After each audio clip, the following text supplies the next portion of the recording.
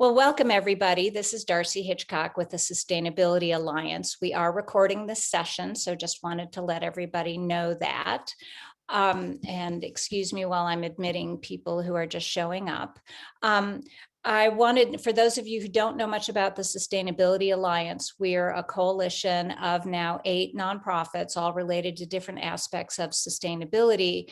And we work in the Verde Valley area, the Sedona Verde Valley area, trying to help the entire region move towards sustainability. We started this community conversation series when COVID started because it seemed like the community needed a way to process what was happening. And I sort of thought about it as the 3 C's, the COVID, climate, and color, these 3 intersecting issues of the pandemic and climate change and social justice. Color was the best word, C word I could come up with for that. So now that the pandemic hopefully is on the wane, we can start looking more at how do we all move forward in a way that's much more socially just and prevents us from having future pandemics. Obviously, many of the infectious diseases that we get come from other animals, and that's because of livestock production and incursions into habitats. So there's a lot of, these things are all interconnected in the way we see it. One of the most important issues, I think, for social and environmental justice in this area is energy. Low-income people pay way more than many of the rest of us do as a percentage of their income on their energy. Their housing may not be well insulated. They may not be able to afford to put solar panels on their house, etc.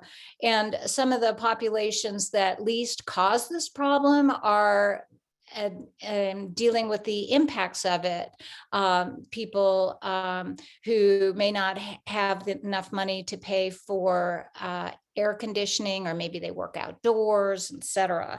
So it's really important. And also the tribes, if you think about the Navajo Nation and the coal plants, they dealt with all of the water use and the air pollution to provide us power.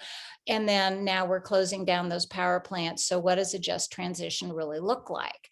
That's what we're trying to do here, is to explore those things.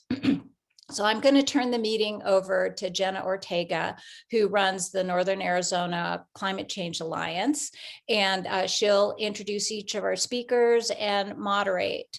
So have at it. I'm going to mute myself and turn off my face. Thank you, Darcy. Welcome, everyone.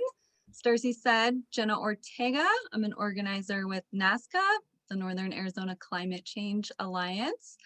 I am honored to be here with you all today. I hope you are all healthy and well. So my role today as the moderator is going to be to introduce our panelists, facilitate the questions and discussion, and hopefully get you all to participate to make this a true community conversation. So to start off, I invite you all to say hello in the chat box. Let us know where you're joining us from today. And for those of you who are willing, let's also share, maybe in just a few words, if possible, what comes to mind when you hear the words just transition. So I'll let you guys do that. I know we've all been on Zoom a lot this year, so I appreciate you being here. I'm sure you guys are pros, but some real quick Zoom etiquette. I think you guys are doing great so far. Just keep yourself muted during the presentation. Use the chat box as much as possible. I love reading it and hearing from you all. Darcy mentioned this, but this is being recorded, so please note that. Keep your videos on or off. I do like seeing all your faces, but I understand, but maybe during the discussion, a few more of you will join us by your video. So we will try to provide a follow-up email with some of the slides and resources shared with you guys today. So you don't have to take too many notes, but yes, you guys all know how important community conversations are, and the topic today is no exception. So on the agenda, we're going to hear from 4 panelists, all from different backgrounds. I'll introduce them as we go through them all, so you'll get to hear a little bit about them before they start.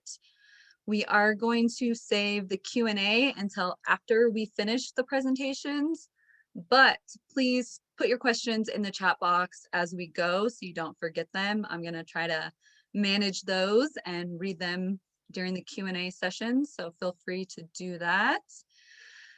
And so before we get started, I just wanted to share a quote that I read in an article. I've seen it used plenty of times, but this one was actually from the labor union, and it was an article about how our society is going to deal with climate change. And so I just wanted you guys to think about it during these presentations today. And it said, "Transition is assured, but justice is not." All right, so let's get to our amazing and dedicated panelists and talk about what can be done in Arizona and in our region locally to ensure that the transition to renewable energy is both fair and inclusive. So first up, we have the City of Sedona's Sustainability Coordinator, McKenzie Jones. So McKenzie draws on her background in environmental policy to find innovative strategies to address the climate crisis. She's also worked with the City of Flagstaff. And today McKenzie is going to discuss some opportunities for equity in Sedona in their climate action planning. So welcome, McKenzie.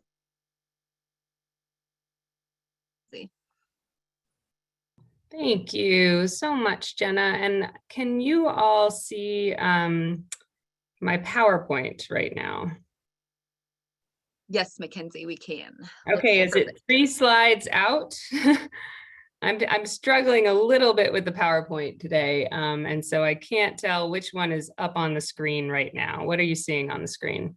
We are at compared to today by 2050. All right, I'm not sure how to get that. My apologies, just give me one moment so that I can actually make sure that we're on the same page because I can't see it right now. Take your time. I'm just gonna share some of the places we have that I see in the chat box. Quite a few folks from Sedona. We have some Flagstaffians. Friends of Flagstaff Future is here. We have Josh from KNAU. Welcome, Josh. Let's see. We have someone from Gallup, New Mexico. We have Prescott. Hi, Shar. Keep Sedona Beautiful is here. So many organizations. Wonderful. Nikki from ITEP. Hi, Nikki.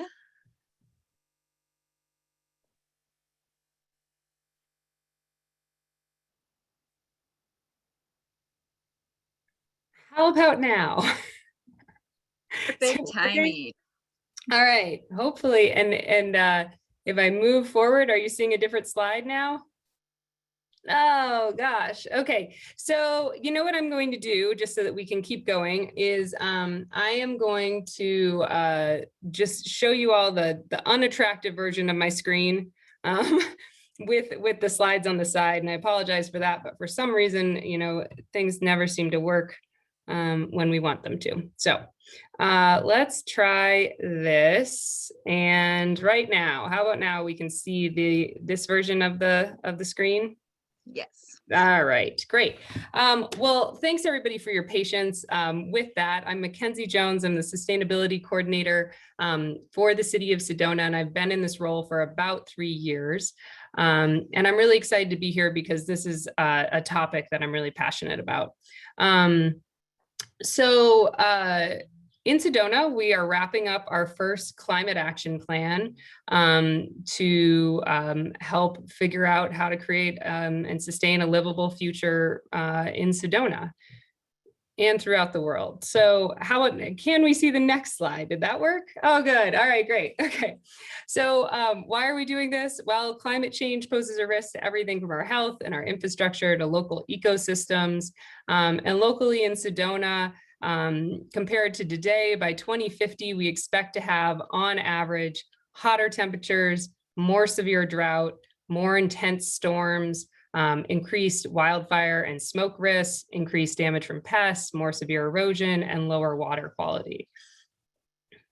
However, if we take action, we can still have a lot of benefits and create communities that really work for everybody. And the benefits of taking action on climate change include everything from enhancing our local habitat and recreational opportunities to improving quality of life, well-being in our local economy, supporting low-income and disadvantaged communities, as well as promoting healthier lifestyles and public health.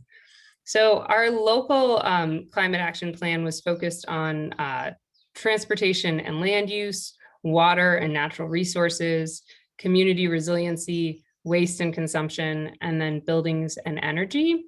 And we divided it into two main areas, which is mitigation. So thinking about how we can reduce Sedona's greenhouse gas emissions and our contribution to global climate change, as well as adaptation, which is preparing for climate change impacts locally. However, we know that climate change does not affect all communities and all people in the same way. And we've seen this with COVID. I mean, I think the term that people use regularly is that we are maybe all in the same storm, but not in the same boat. So people are impacted by air quality issues differently. Some people live in low-lying areas by the creek. And so I know Darcy talked about that a bit, and I won't go into it too much. But as a result, Sedona's climate action planning efforts really do work to prioritize strategies and actions that ensure the inclusion of disadvantaged populations and promote equity in the distribution of both benefits and burdens. So locally, what that meant for us is that about 14–15% of Sedona residents are Hispanic, according to Yavapai College. And their views are consistently not represented in city planning processes. And we could get into the background on why that is the case. And it could be, I'm sure, several series all just dedicated to that. But right now, what we were trying to figure out was how to address it. And so what we did was we partnered with Northern Arizona Interfaith Council, which does work community organizing throughout Flagstaff as well as Sedona with different congregations to work towards on different justice issues. And so what we did was partner with them because they have done a lot of community organizing work in the immigrant community in Sedona and Flagstaff. And we received a grant to essentially fund that work with them. And what they do is work on developing leaders, so community leaders. So what they do is make sure that residents actually have the tools they need to advocate for their communities and for themselves. And so they host what are called civic academies. And we hosted civic academies on climate change. So just kind of explaining the basics of climate change and how it will affect the Verde Valley. And then we essentially checked in with them to figure out, well, what are the issues around climate change that resonated with them or that they were concerned about. And then they identified some main barriers to taking action in on climate change, as well as barriers to participating in city planning processes. Because while we are interested in climate change, we really want to make sure that that Latino voices are actually represented throughout all city processes outside of just environmental planning as well. So they had identified some main areas and then and we call the folks in the community who have been trained, NAIC refers to them as leaders. So the NAIC leaders surveyed their neighbors and friends and then presented to council. So that was kind of the broad process. And when they identified a handful of different barriers, to participating in climate action. One was education and resources to save energy and water at home. So they've definitely been seeing, just like everybody else, the non-soon, as we call it, the complete absence of a monsoon last summer. So folks who have been gardening in the area are now seeing that, you know, it's a lot harder than it has been in past years. And that also they want to be able to, be comfortable at home in their houses and actually be saving energy as well. Another piece that we heard, and this is one of the pictures, is from a site walk that we did with the residents of the Harmony neighborhood in Sedona, was the fact that there's no pedestrian infrastructure at all. So no sidewalks or multi-use paths throughout this neighborhood, and that people, when they're getting home from work, and getting off the bus at night, now have to walk around this very, very small shoulder. So literally just a few inches. And then on the side is a gully that makes it really dangerous to walk at night. So it's hard for people to make those better environmental decisions like biking and walking that are better for everyone's health. It's better for community health if it's not safe, right? Another piece that we heard was the desire to have transit for children, for their kids to get to after school programs. And that's something, as a mom, I really relate to. It makes a huge difference. And so that's something the city is actually working on, developing a transit system and implementing it over the next few years. And then the last thing we heard, which does not feel so much like a climate action issue, but is definitely more of an environmental problem in general, is the accumulation of litter and bulk trash throughout the neighborhood. And a bunch of other items came out of this conversation, everything from policing to micro entrepreneurship. And as a result, we'll be partnering with the community on those issues as well, and creating those relationships within city employees. So when we, let me see the next one.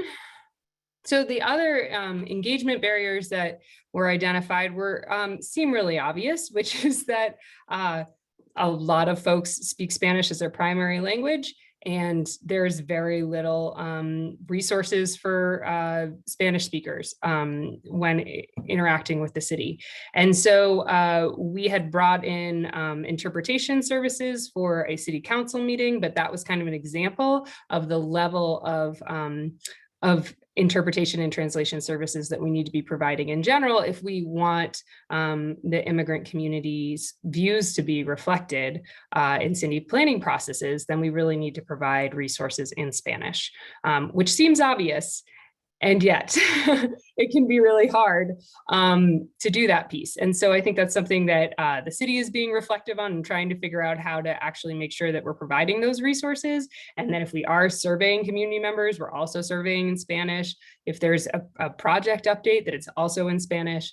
And then, just like all families, childcare is a real struggle, and it's hard to get to go to, city meetings when the times aren't convenient for your work, or if there isn't childcare provided. So those were other things that we heard as well. So in response, we hosted a neighborhood cleanup event a few weeks ago. That was a partnership with the community. It was so much fun. We had, in an effort to deal with that bulk trash issue, we had a bunch of residents driving around with pickup trucks, just helping their neighbors offload things from their homes and dealing with litter pickup and things like that. And then we also conducted some stormwater pollution outreach and distributed LED light bulbs, because that was something that we had heard from the residents that they were interested in. And then we've put in a budget request to City Council that they'll be discussing over the next month or so to develop a home energy retrofit program and rebate program with a focus on low-income residents. And I know that this is broadly supposed to be a topic about renewable energy, and that is something that we really hope to tackle in the future. But in order to start, you really need to make homes more efficient. You need to make them more efficient, more healthy, and more comfortable for residents. And then we're also working with the neighbors to identify appropriate pedestrian infrastructure, so sidewalks and things like that for the neighborhood, so we can put in budget requests for that. And I'd say the critical elements, we're just focusing not on outcomes, which is really hard as a city employee. So we are very outcome driven people, and having to really focus on building trust and relationships was the most important thing. And we partnered with Roxana Cardiel, who's a community organizer at NAIC. And Roxana, we really had to trust in Roxana and know when it was appropriate for city staff to be at meetings and when it wasn't, when the meetings would be more productive without us there, and really make sure that we allowed and shifted that power to NAIC and the community leaders to really shape the process and the direction. And it's just been such a rewarding process. So we have put in budget requests for rebates as well, ideally for projects like solar or electric vehicles, which have traditionally been really inaccessible to honestly even just moderate income folks. So certainly low income people as well. And so our hope is that we can continue to use this relationship. We've budgeted to continue this partnership with Northern Arizona Interfaith Council in the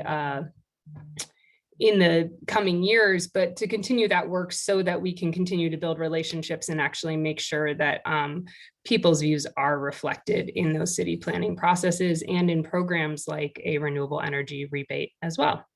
So with that, I will hand it back to Jenna.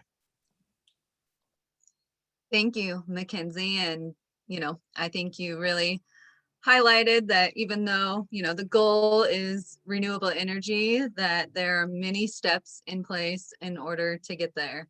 So I think that will tie in great to our next panelist, who is Anabeth Avila. Sorry if I messed that up.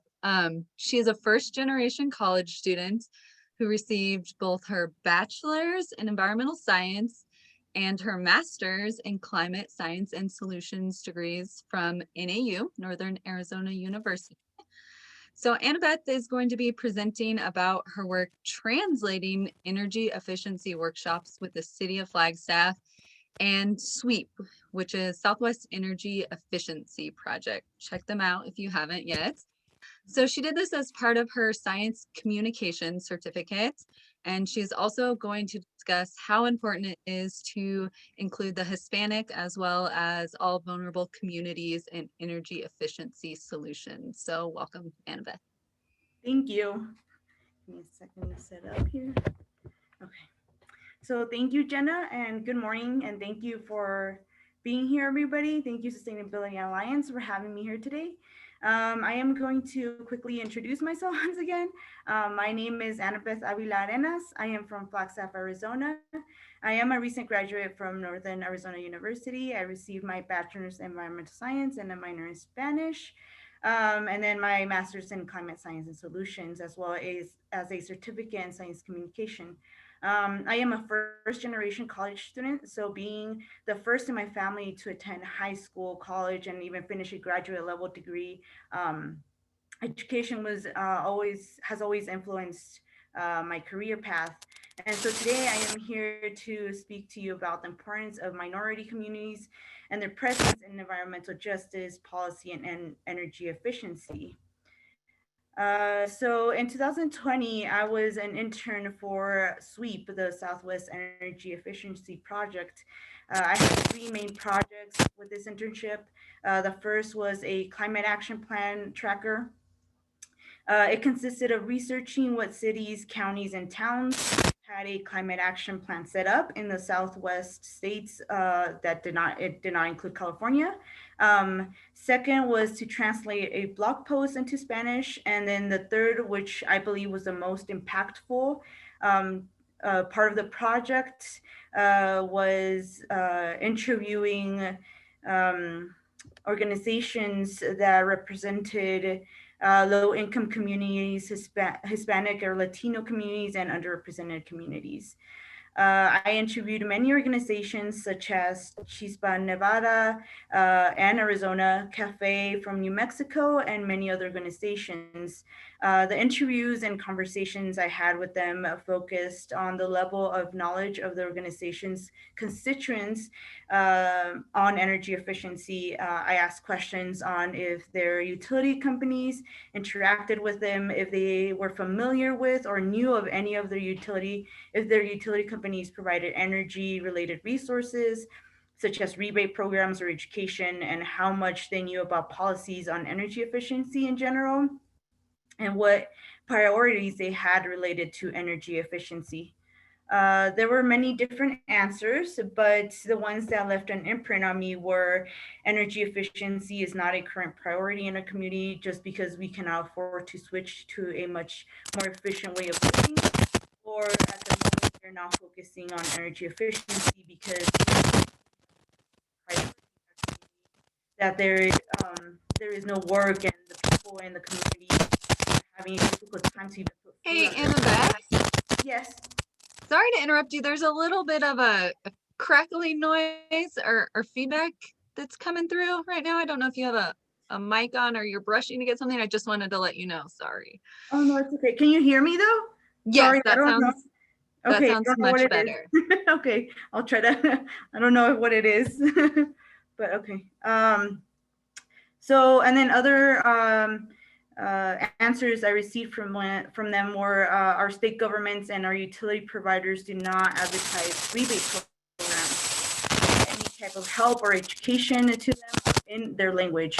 So other organizations said that they did not get brought into the conversation soon enough when there were policy changes. So they said that scientists and those involved in the economics of a policy had an input, but what about the people being directly affected by these changes? The communities do not get a say during the policy change. So other things they mentioned were also lack of education. People in the community did not know how to properly submit a comment to the Arizona Corporation Commission or know how to speak to representatives about energy efficiency needs and other environmental issues. Through this, I realized that there was a huge gap between the priorities and the values of these communities and the climate change solutions being caused by a language barrier. So I wanted to do something about that. So with the support of my advisors and the City of Flagstaff Sustainability Section, I proposed a project in which I would translate an environmental related document for the Spanish-speaking communities in Flagstaff.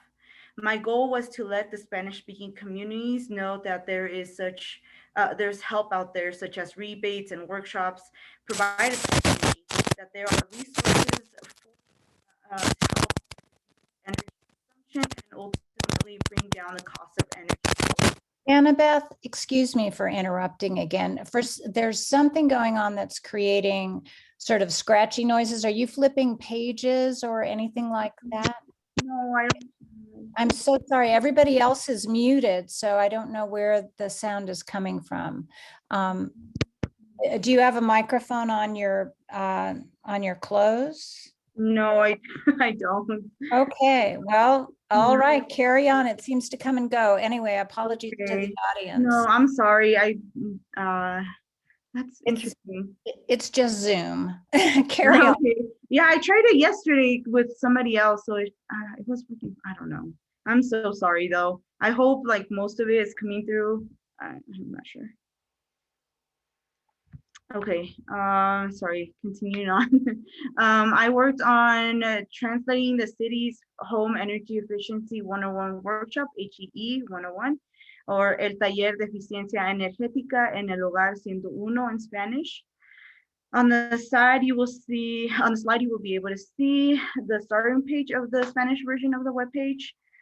This workshop is available to everyone. However, only Flagstaff residents are eligible to receive a kit filled with items that will help reduce energy usage in the home. There are items for quick DIY projects such as LED bulbs, switch and outlet insulation sealers, and window strips, shrink slips, V-strips or felt weather strippings, caulking in the guns, power strips, and much more. The workshop provides videos in which the staff members of Cozy Home and the City of Flagstaff Sustainability Section go through installations and DIY projects to help reduce energy usage. There are 6 portions to the workshop: the welcome and restoration section, the water efficiency section, the dark skies consideration section, and the biggest portion of the workshop, the energy efficiency section. The last 2 sections cover how to build your DIY kit, where the individual will choose items that need to be that they need to better their home's energy efficiency, and lastly, receive a certificate of completion with once they finish the workshop. Each section has a quiz that the individual must pass in order to be eligible for the DIY kits. The Spanish version as well, as the Spanish and the English versions take about 45 to 60 minutes to complete, and each kit is valued at about $30 to $50. Everything from ads, quizzes, resources, kit materials, and videos are available in Spanish, so the videos have been subbed. I also recorded myself inviting the residents of Flagstaff to take the energy efficiency workshop in Spanish to help gain social media awareness. On the slide, you will be able to see snapshots of the translated registration form, the Spanish version of the sections, and examples of translated ads. So why is this important? Why is this a problem? Why is it important to have Hispanic and Spanish-speaking communities present in energy efficiency solutions? And it's because 37 million Americans suffer from energy poverty and are not able to meet household energy needs. The National Hispanic Leadership Agenda states that half the US Latino population currently lives in the country's most polluted cities. NHLA also noted that asthma and other pulmonary diseases are frequent in Latino communities near carbon producing power plants. And Latinos suffer from asthma at higher rates than the bordering populations. However, due to difficult financial situations, vulnerable communities are not able to move to better areas with better living conditions. Income inequality and inequalities in energy pricing, housing, and energy efficiency can result in energy poverty. In 2000, the average income for a resident living within 3 miles of a coal power plant was over $3,000 less than the national average. Despite their minimal use of energy, low-income communities spend 3 times as much of their income on energy than those of higher income households. And this is because it is more convenient to purchase a less energy efficient appliance that is cheaper than to invest in, let's say, Energy Star appliance or other energy efficient installations. Minorities and low-income communities are often marginalized in decision makings and unable to participate adequately in local, national, and even international climate change discussions. So what can we do to solve this problem is it is important to have vulnerable communities input in policy changes, especially when it comes to energy efficiency, as they are the most impacted by pollution caused from non-renewable resources of energy. Making information available in Spanish and other language can be a huge benefit to these communities. By making information, resources, and communicating in Spanish, we can bring down the language barrier and therefore solve many other environmental issues with their help. Supporting organizations such as Chispa or Cafe that represent these vulnerable communities can also be another way to help and a way to grow the awareness of energy efficiency in these groups. These organizations are already making many changes, and we can help advance these changes quicker. As scientists, representatives, and teachers, it is up to us to get involved with these groups. We have like a moral duty to protect our planet and increase the knowledge of energy efficiency and other sustainability solutions. We as scientists and experts on this issue have multiple solutions, but in order to act and make a change, we must first encourage communities to learn and prioritize the climate change problem and focus on adaptation and mitigation skills. As scientists, we have failed to properly communicate what we know to those that need access to this information. It is time for us to step up, learn to communicate with the general audience and with these communities that are highly impacted by climate change impacts in order to improve our planet's health and to shape a better future for generations to come. Lastly, I would like to once again thank Sustainability Alliance for having me here today, my advisors John and Peter, and the City of Flagstaff Sustainability Section for this wonderful opportunity. Thank you, and I will take any questions if you all heard that. Thank you, Anabeth. There were a couple questions. We're gonna, I think, just save them till after the next two panelists.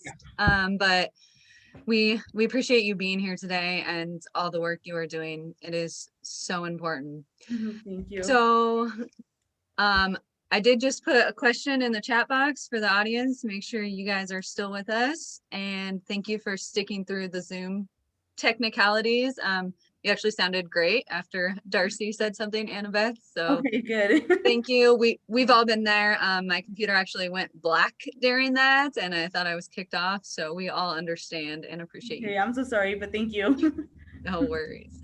So our next two panelists are from APS, Arizona Public Services. We have Judson Tillinghast and Jay Delaney. So Judson joined APS in 2010, and he is the leader of product development and strategy in the customer to grid solutions team. It's a mouthful.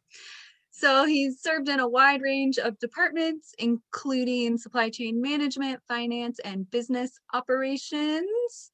In his current role, him and his team develop strategies and programs for microgrids, demand side technologies, electric vehicles, and corporate sustainability initiatives. And we also have Jay Delaney, who is the supervisor of customer solutions and manages the demand side management portfolio of energy efficiency measures. Quite the titles, gentlemen. Thank you. So welcome. And Jay joined in 2017. So I'm just going to turn it over and thank you guys for being here. Yeah, thanks for having us. Yeah, our titles don't fit on business cards, so we sort of consolidate them for these sort of presentations. Yeah, but Jay and I are going to go over some of the work that we get to do. It's something that we're really passionate about because it's a way we can sort of drive change and help lead in that clean energy transition. So first, let's kind of go over APS's sort of mission pillars. So it's always a balancing act. You have clean resources, making sure rates are affordable, making sure energy is always reliable, and having a customer-centric focus. So we build, and Jay and I specifically build programs to help customers, achieve their energy goals, help them save energy or save costs on their bills, help them use energy in a more sustainable manner. A couple years ago, our CEO wanted to imagine a world with 100% clean energy. So he created something called the Clean Energy Commitment. And this really identifies from where we are today to how we're going to reach our commitment over the next 10 years. So, the Clean Energy Commitment itself is being 100% clean energy by 2050. We don't know how we're going to get there yet with the technology available today, but we do know how we're going to reach the 2030 portion of that goal. So the next 10 years, we have a good idea of how we're going to increase renewable energy. We're going to be out of coal by 2031. We're going to have a massive investments in energy storage. We have a support function of natural gas as a transitional resource to make sure we ensure reliability. And also we're going to continue to focus on the growth of Arizona. So a lot of the corporations and communities such as yourself want clean energy, and this is a piece of us helping reach those goals. So there's the main three pieces of the Clean Energy Commitment. Once again, 100% clean carbon-free electricity by 2050. A subset goal is the 2030 target of 45% renewable by 2030. So just to give you an idea, today we're probably around 13% renewable. So that means a massive amount of investments, probably somewhere in the neighborhood of 300 to 400 megawatts of new renewables each year for the rest of this decade to reach that target. And finally, we accelerated the retirement of our coal-fired generation. So our last coal plant was supposed to retire in 2038. We accelerated that to 2031. This slide really just focused on solar, how we've become a leader in that space. These numbers are already outdated. Like in the middle, we have over 120,000 interconnected distributed rooftop solar systems in our territory now. Roughly 1.5 gigawatts is, like, once again, that's a low number. Under a current RFP that's about to close, we should pick up another 600 to 800 megawatts of renewables. So there's massive investment on our side for helping ensure that transition to clean energy. And, we have an abundance of solar in Arizona. The biggest challenges we have is to how to hit our evening peaks, which usually occur shortly after the solar production window. This just gives you an idea of just how all over the sort of Arizona we are, how involved we are in the community. We have resources that stretch all across Arizona. On the right side there, you can see sort of the nameplate capacity, which means at its max, how much can those resources produce at any given time, and how sort of the breakdown between the different types of resources. But I do want to point out it says renewables 883. That's the utility scale size renewables. If you look under the customer base, you'll see distributed energy. That's another gigawatt of customer cited renewable energy. And then a lot of the programs that Jay's and his team develop fall into that energy efficiency category. So over a gigawatt of energy efficiency as well. Something we're very proud of. And this just shows the same information stacked a little bit differently. But as you can see right now, I'm pretty sure we're over 2 gigawatts of renewables now. But as I said before, as part to reach those 2030 targets, being 45% renewable by 2030, you'll see a massive investment in that over this decade. So I'm going to kick it over to Jay to give a little more detail of demand side management and the work his team does.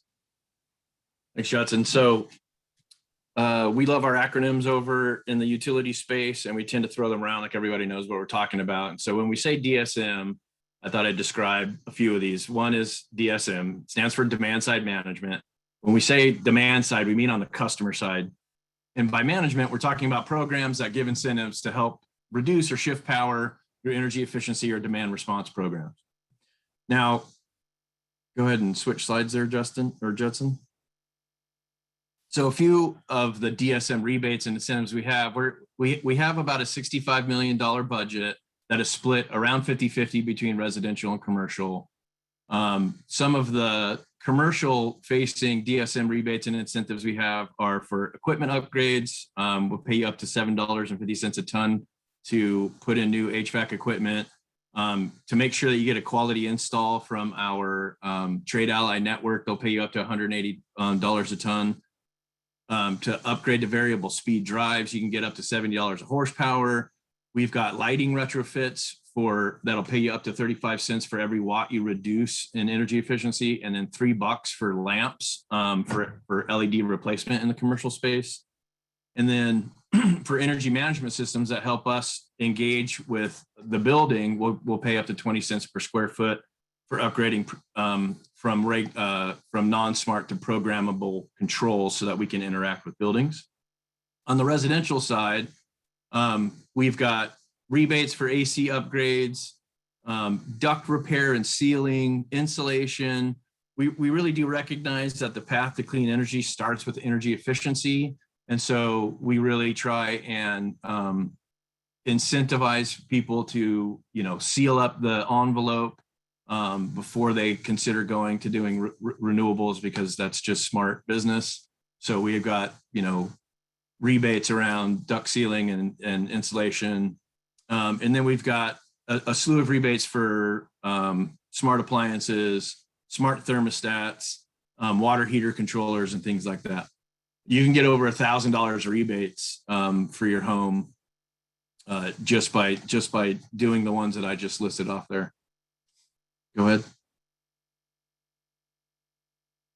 So another word we like to throw around is DR, and that stands for demand response. And so what we mean is by demand is that peak times. It's when energy is in high demand, we need a response. And the response we're looking for is the ability to interact or control a load by like turning off a light or raising the set point on a thermostat.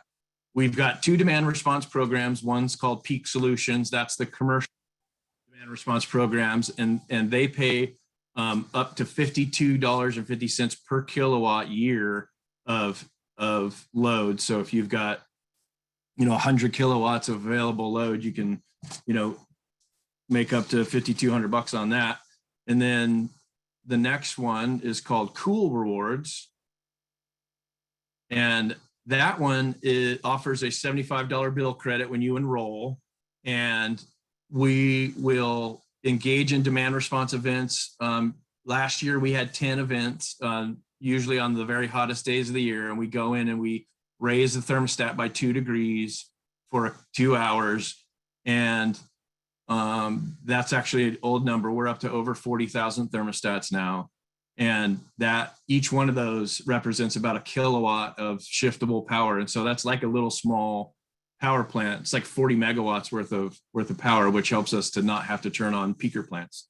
Very helpful, and a very, very successful program that we've run. We've had a marketplace that we've set up this year that have had several offerings of free and near free thermostats, both Nest thermostat that was free, you just paid for shipping and taxes, and a $9.99 Ecobee thermostat that came with free shipping and taxes. So with those programs on our marketplace has really grown our thermostat program by almost double. And finally, we have our slow transition there. We have our Trade Ally Network, and that's made up of all local businesses here in Arizona, and they help implement our limited income weatherization programs, our home performance programs, and our Energy Star programs. And the great thing about our Trade Ally Network is they're all local commercial businesses. And so while we're helping the residential community, we're also helping local commercial businesses, and that's helpful. So for more information, everything I just talked about, you can find on aps.com/assistance. There's information on bill assistance, things of that nature. And then I put down the email of our program manager for the Solutions for Business. That his name is Trevor Swanson. I'm actually standing in for him today. He's on PTO. But he's the one who manages all of our Solutions for Business energy efficiency programs. So if you have any questions, you can feel free to reach out to him. And I'm going to hand it back to Judson. Thank you, Jay. Yeah, in general, I don't know if there's a better or cheaper way for customers to control their energy consumption than smart thermostats. It's really impressive, the flexibility and control it gives you to really save on your energy bill and use more energy in the middle of the day where there's excess solar production, and keep our peaks lower, which helps make serving all of our customers more affordable. So yeah, please go to aps.com/marketplace. If you don't already have a smart thermostat, you can buy one through there, and the rebate's already included. So I think the cost right now is it $25 right now, Jay, for a smart thermostat with the rebates? Yeah, that's correct. So I mean, it's a good deal for a smart thermostat. So please enroll. Tell your friends, tell your family. So in addition to some of the DSM and energy efficiency programs, the folks who are on my team, try to build programs around solar, energy storage, microgrids, which for some customers that have backup generation requirements, we have a solution that's roughly 90% cleaner. And electric vehicles, we recognize that transition is on its way.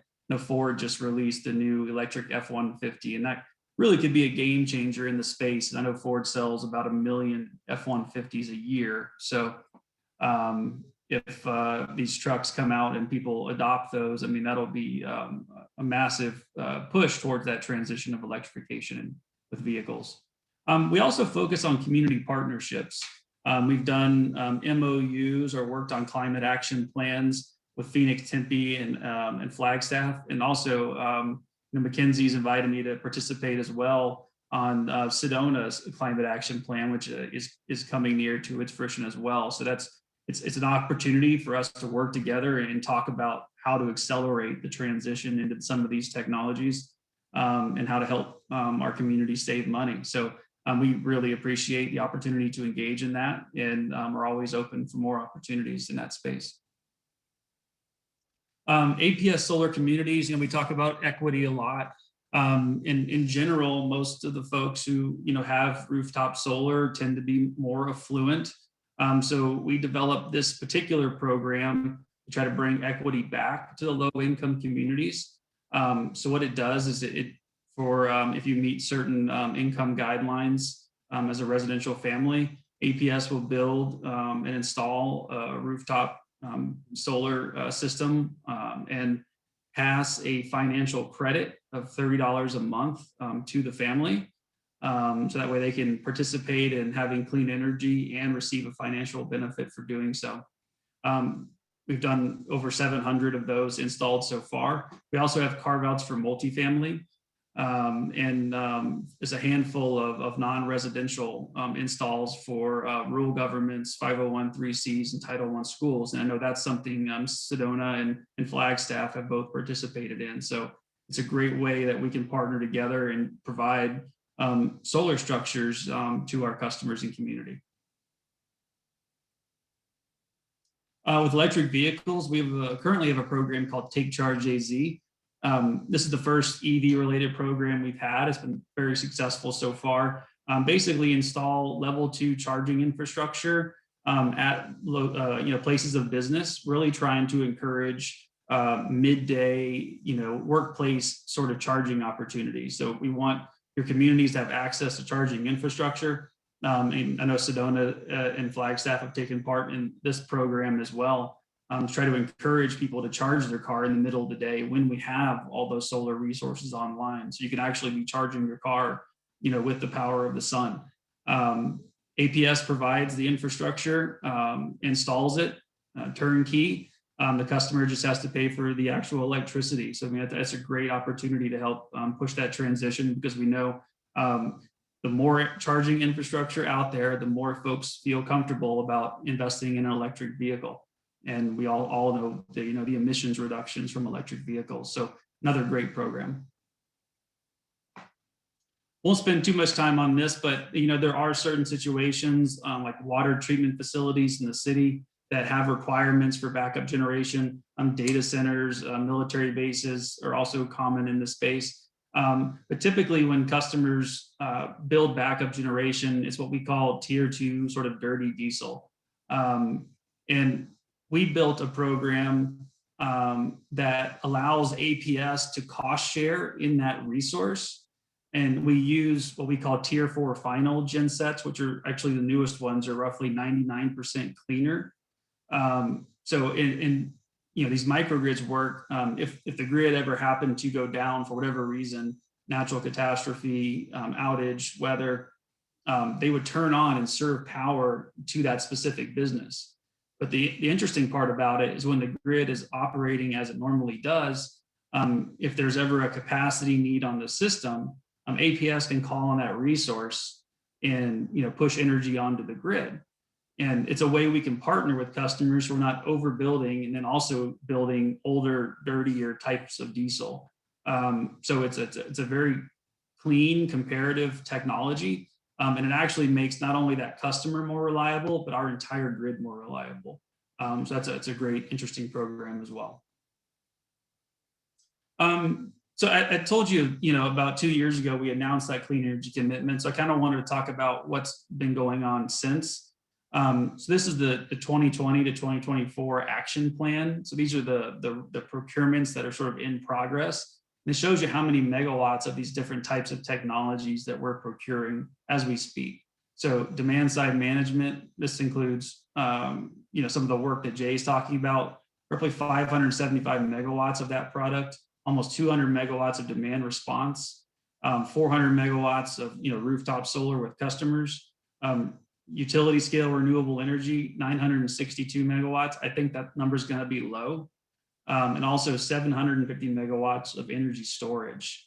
And that's really important to help absorb that solar energy in the middle of the day and dispatch it back to the grid when our customers need it, usually in that 7 to 8 o'clock timeframe.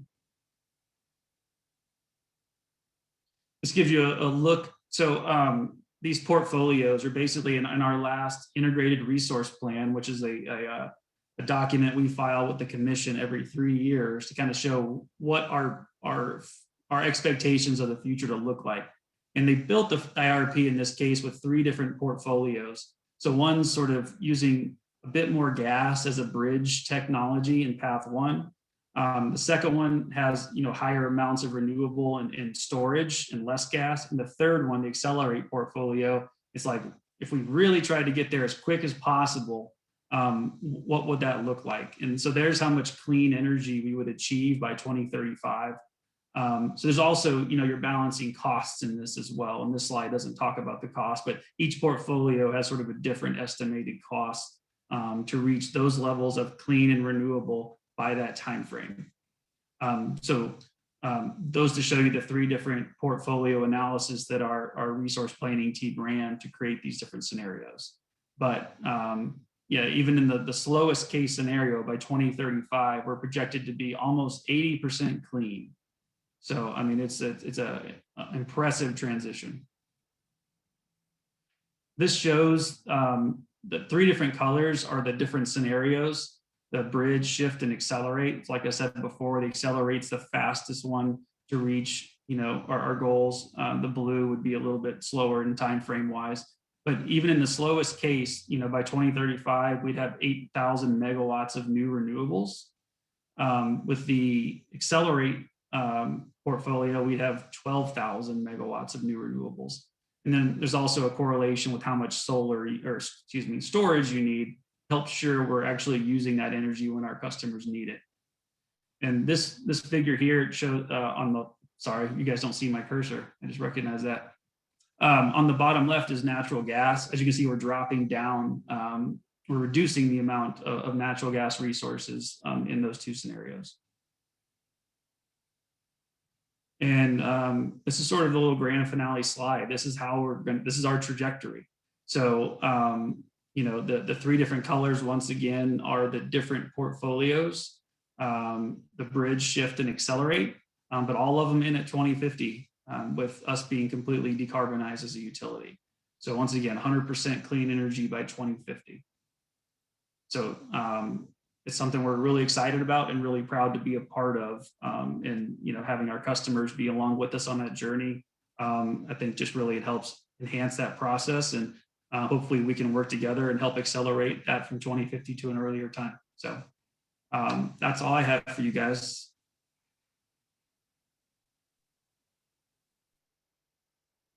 Thank you, guys. I appreciate that.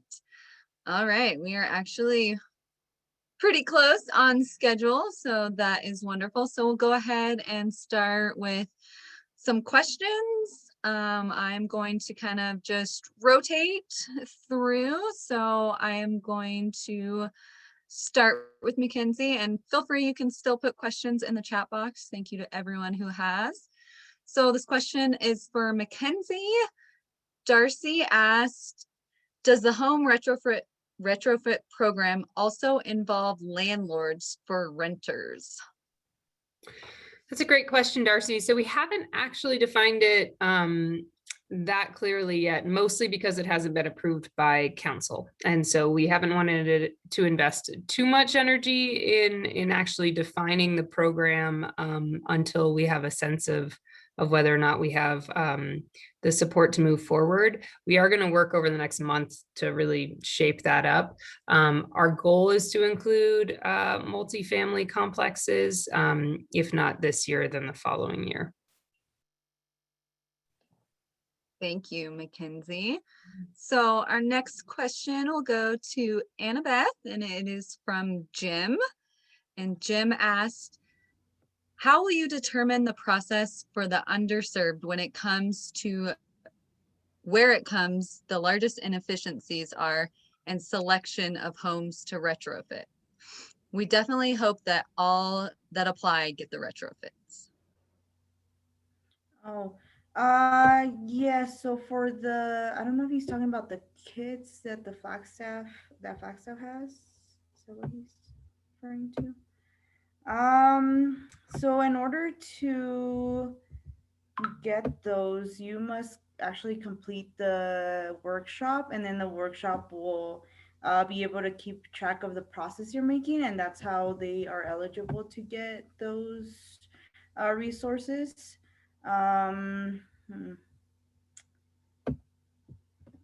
Let's see, how will you determine the process of that? I'm not sure if I answered that question correctly, but yeah. Thank you. I'm sure Jim Yeah. will chime in if he has more. All right, let's switch over to the APS crew.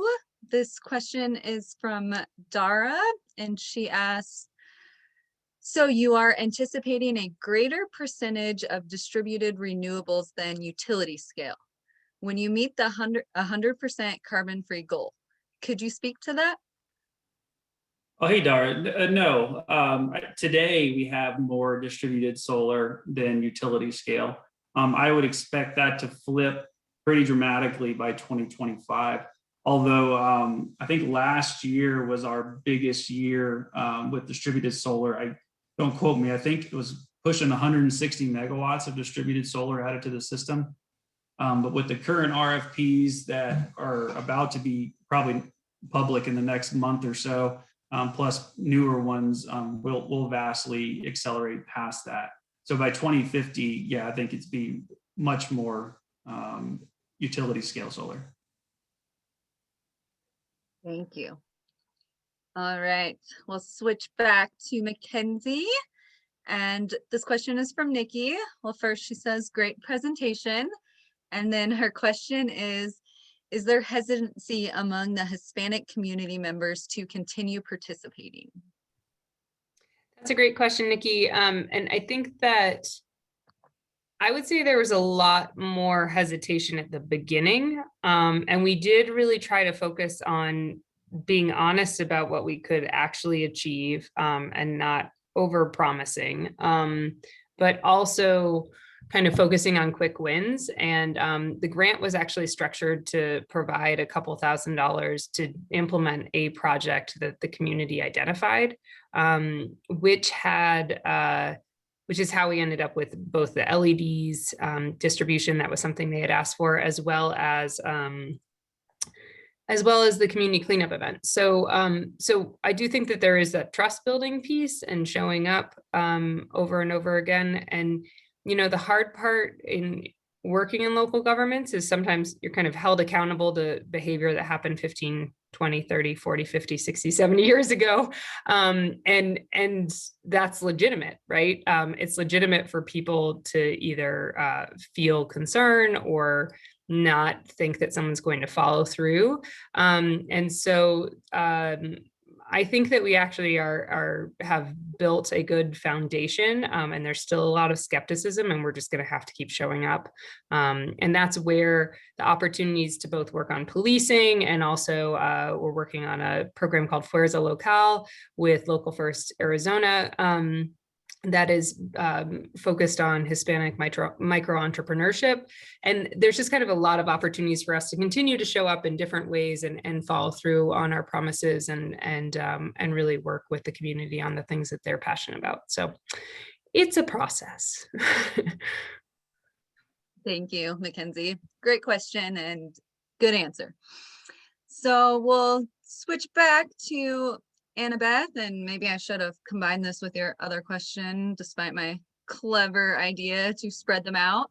So Jim asked if we can use your DIY kits in Sedona. I mean, it's a good idea just to, like help out other people. But I mean, I guess that depends on what the city is planning to do and if they want to implement that. But yeah. I'll So, hop in if that's yeah, helpful. Having worked in Flagstaff, I would say that because they are funded with Flagstaff taxpayer dollars, they need to go to Flagstaff taxpayers. And Sedona is actually going to work on something similar.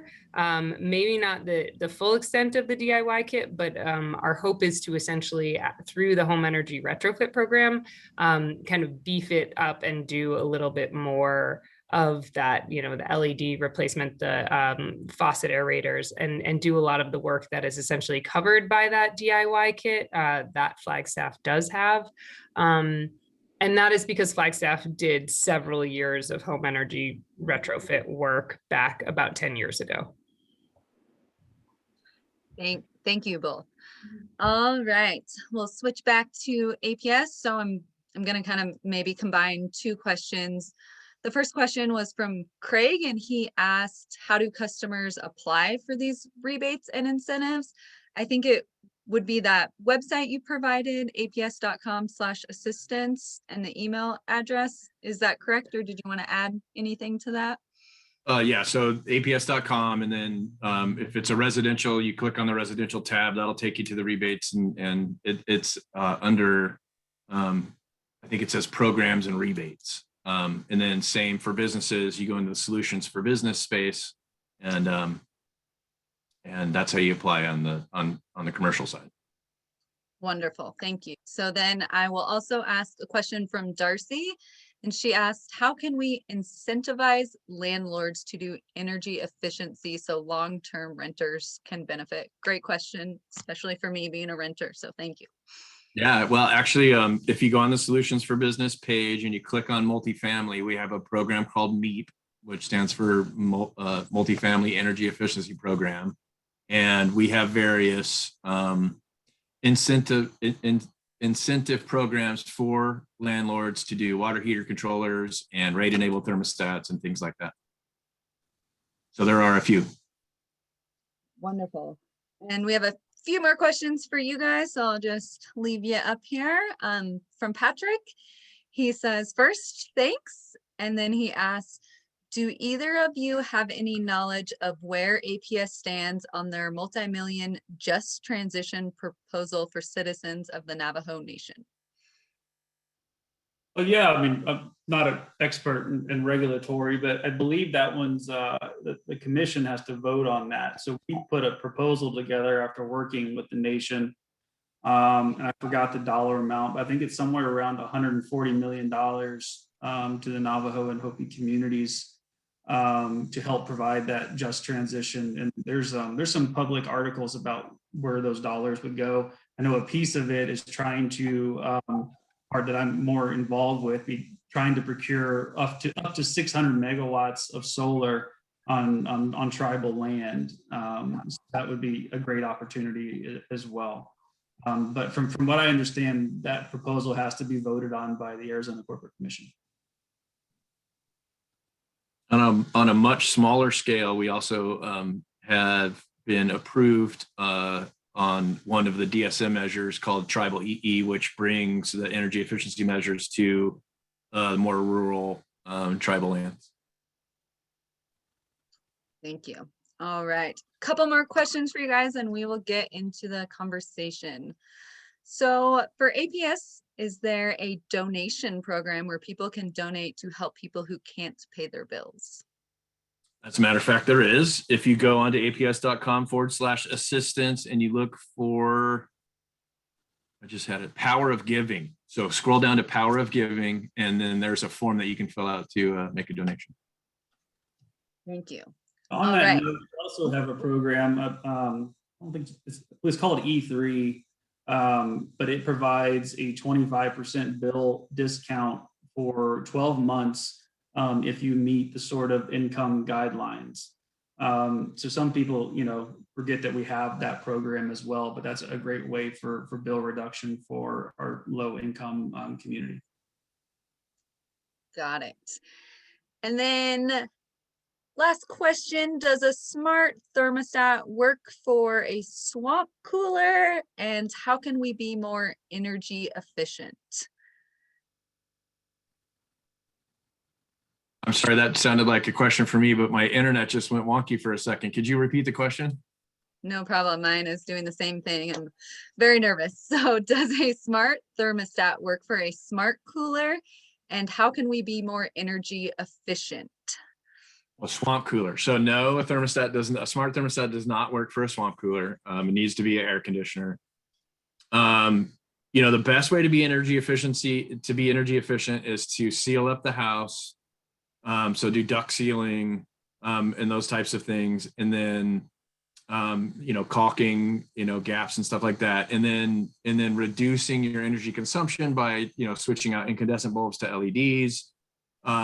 Quick plug, you could go on to the APS marketplace right now, and we have 4 packs of free LED kits available. I think there's still tens of thousands left that are available. It's kind of on a first come, first served basis, but I'm pretty sure we still have, I want to say north of 20,000 kits left. So those are available. That's a great way to reduce energy. It's probably the biggest bang for your buck. And then, for people that are replacing appliances or air conditioners, it's always best to try and get a higher shear AC or,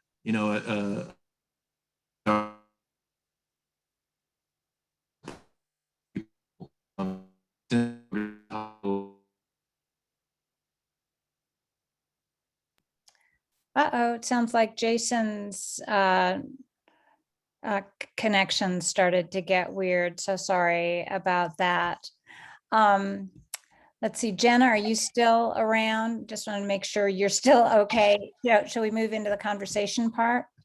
Wonderful. Yes, Darcy, couldn't tell if it was my internet or his. So yes, great opportunity to move in. So, this is a conversation. I would love everyone in here to participate in one way or another. You guys can raise your hand, unmute, raise your hand with the Zoom function. I'm going to try to keep an eye on everyone, but if not, just please jump in if I miss you. So we can kind of open the floor, but I wanted to start with a question of who all needs to be included in this conversation. So we can think about this locally, what groups are they to make this transition, and what programs or policies or approaches might be most helpful?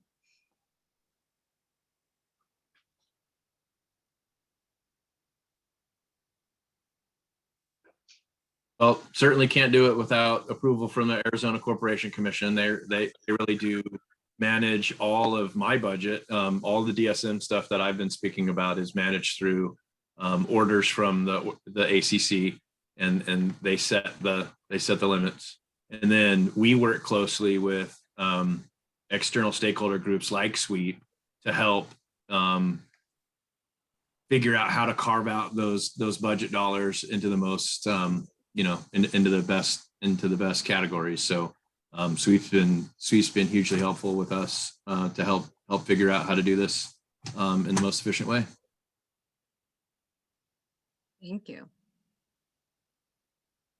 And I would say definitely, obviously, the groups themselves, the people themselves need to be at the center of the conversation. And often, I think sometimes people do, local governments will translate information into Spanish or something like that and feel like they tried. And it's just not sufficient. It's definitely a necessary piece of the component, but the relationship building piece and really connecting in with different trusted community groups is really important. And so finding entities that are already doing good work in these communities and then partnering with them.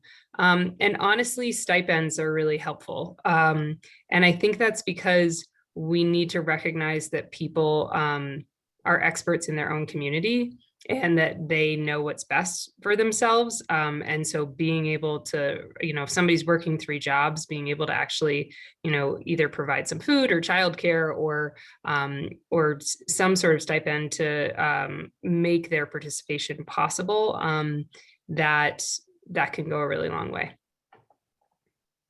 Thank you. Anyone else from the community? Lorraine, I think maybe you unmuted. I was not sure if you wanted to chime in. Yeah, I'm not quite sure that what my question is fits with what you're discussing, but it's one that I'm very curious about. Can we afford the renewable, and specifically in the Indian nations where they have received solar? Can they run their lights, their refrigerator, and their TV at the same time? So the short answer is it depends on how large their solar array is. But if you have LED bulbs, those 3 loads together is not so much that during the daytime when the sun is shining, not so much that a 2 or 3 kilowatt solar array couldn't handle it. I'm glad that you didn't put air conditioner, because that's quite a bigger load. And so I would say probably not air conditioner and those other things, but lights, TV, refrigerator, yeah, a mid-sized PV installation could handle it. Well, and I think, I'm sure Jay and Judson have more thoughts on this, but the incredibly falling cost of battery storage is going to be a piece of this conversation. So when things are grid tied, obviously it's a different story, but for folks in really remote areas, the cost of battery storage has come down significantly in the last few years and looks like it's continuing to drop. And so I think that will change the conversation a little bit in these communities over the next decade. Yeah, it's a great point. And we're very excited about the trajectory that battery storage is on. It's much like the trajectory that PV or solar was 10 years ago. We're watching steep declines and a lot more implementation. So we expect to drastically increase the amount of energy storage we're going to have. Thank you all. Anyone else? So, we've talked about the Hispanic community. We've briefly, not enough, mentioned the indigenous communities that are around us, but is there any other groups that need included? And, what is the best way for us to ensure a just transition for these groups? I was wondering if APS or the city of Sedona or whatever was looking at incentives for batteries, so they would actually help offset the purchase for rooftop solar and for the Navajo or the Apache, Yavapai or the Hispanic, Latino community, so that they could make the batteries more affordable, because they would help with essentially creating a microgrid like you're talking about on a residential that then could support back into the grid, just like your microgrids do. Yeah, so this year, I believe in July, we will be starting our residential energy storage program that gives $500 per kilowatt up to 5 kilowatts. So for a maximum of $2,500 in incentives for energy storage. And then we're also working on another incentive to allow APS to manage the battery of I want to say $1,250. So there's $3,250 of possible incentives that are going to be made available very soon. Thank you. So Jason, when you were talking about not being able to run air conditioning, I'm thinking about climate change and how heat-related deaths are likely to increase. So how do we make sure that people who don't have air conditioning, how can we make sure that they can be safe long-term if if the installations that are being put in right now can't handle air conditioning, how do we keep these people alive and healthy? So I'm curious, are we talking about off grid? I mean, if it's grid tied, then it just means they have to pull the power from the grid. If we're talking about off grid installations, then it's really it's a matter of ensuring that the solar plus storage and maybe even backup generator, total output is something that can handle an air conditioner. And recognizing that that's not cheap, right? But it is what it is. There is very high efficiency air conditioners that are made specifically for off-grid applications. Those kind of wall unit types that are 120 volt instead of high powered work well in that kind of application. But it's something that needs to continue to be worked on, and recognizing that the first step in ensuring that you're doing the most energy efficient thing you can is making sure that you seal up the house as best you can, right? It makes no sense to put solar panels on a roof if you've got windows and leaky doors and things like that.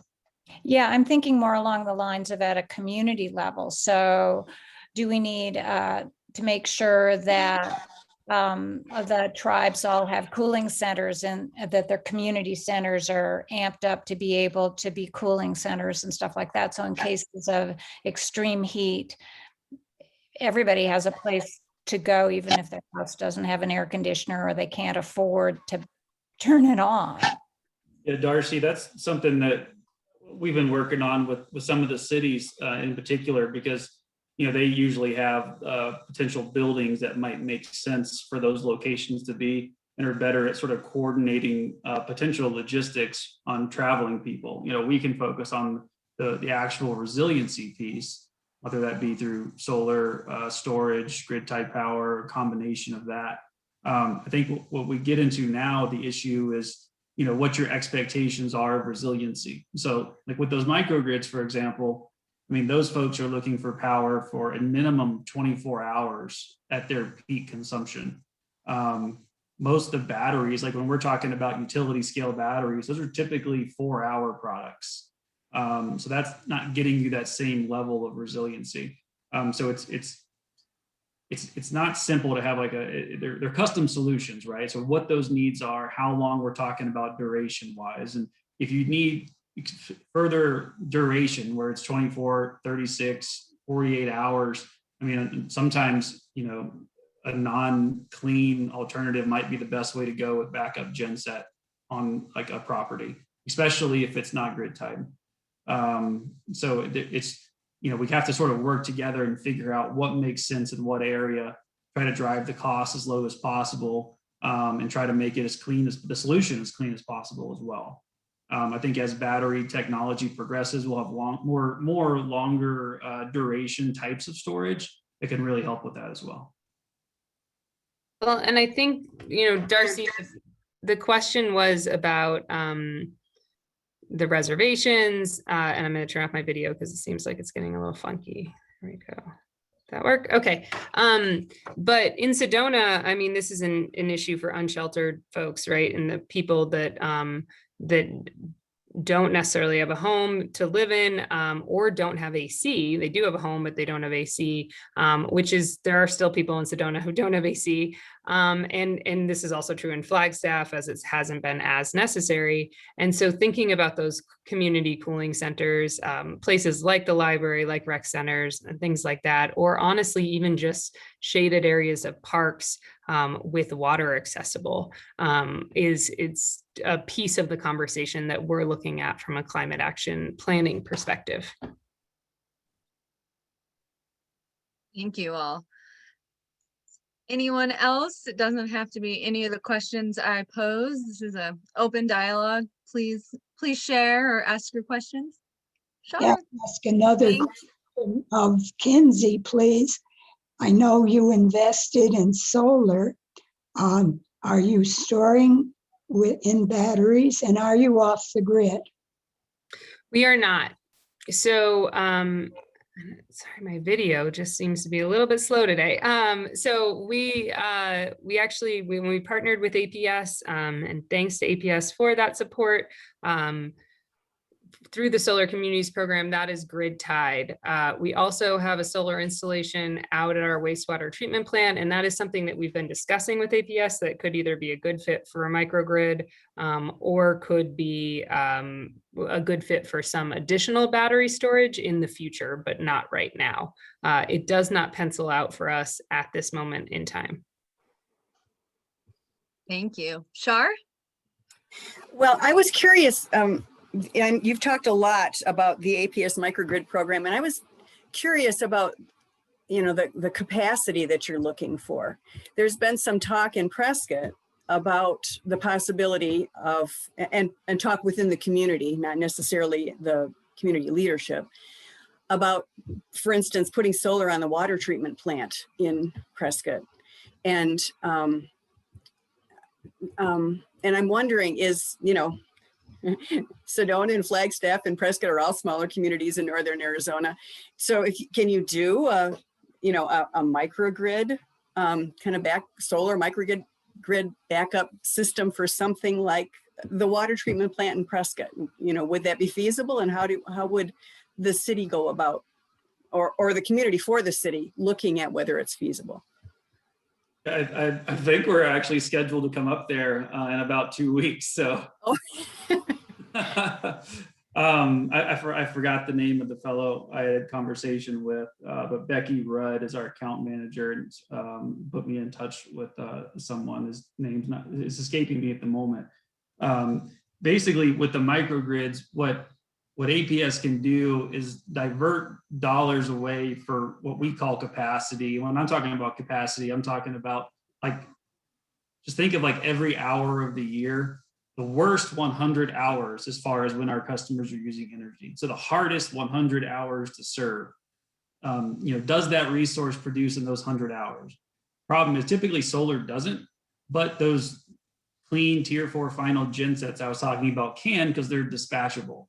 So I can actually take dollars away from, I think it is correct. Sorry, Patrick just sent a message. I can take dollars away from like short-term gas contracts and use those dollars to reinvest in the community, to reinvest in Prescott, and to help you guys have that real resiliency you need. Now, the cool thing about microgrids is it's a brain. So we talk about the gen sets a lot because they can provide 24 hours of backup gen, which is typically a requirement, sometimes longer. But you can add solar to it. You can add batteries to it. And this brain is smart enough that if enough solar is producing at that point in time, that's all it'll use. And then as night falls, it'll switch over to the gen sets. So you're actually extending the fuel you have on site with the gen set by having solar and storage. So it's really future proofing from a technology standpoint, because it can really adapt anything and modulate and always serve in the most cleanest manner possible. Does that make sense? But yeah, so typically with microgrids, the issue is size. So the way we cost share the resource with the customer. So the size does matter. The larger it is, the easier it is for us to bring more dollars to the table. Because there's a whole bunch of costs that are fixed costs, like all the telecoms and computer equipment. That's the same, whether it's a 1 megawatt microgrid or a 10. So that's a fixed cost. But then the generators are just, they scale, right? Or variable. Typically, if we can get somewhere around 2 to 3 megawatts or better, it's a better financial solution for both parties. Thank you. Thank you. So we're getting close to time to wrap it up. Before I pass it back to Darcy to say goodbye, I just want to thank you all for being here. There's obviously a lot to talk about on this subject. I just want to tell you that if you do belong to a community group, today from now on, always think about how you can make sure all voices are heard and represented. I think that's kind of a job that we all need to take on as communities, as groups, and just as individuals. So think about ways you can do that and keep the conversation going with everyone. So thank you all. Darcy? Yeah, what a great message to end on. I think the pandemic and Black Lives Matters and all those things have really made the Alliance reflect on all these groups that we haven't been paying attention to. So thank you for that. So just to let you know, hopefully the speakers will send me your slides soon, and then I will send you all an email out with those slides and a link to the video in case you want to share it with somebody else. So thank you all for your interest in this topic, and together we'll figure out how to get to net zero carbon sooner rather than later, hopefully. Thank you so much.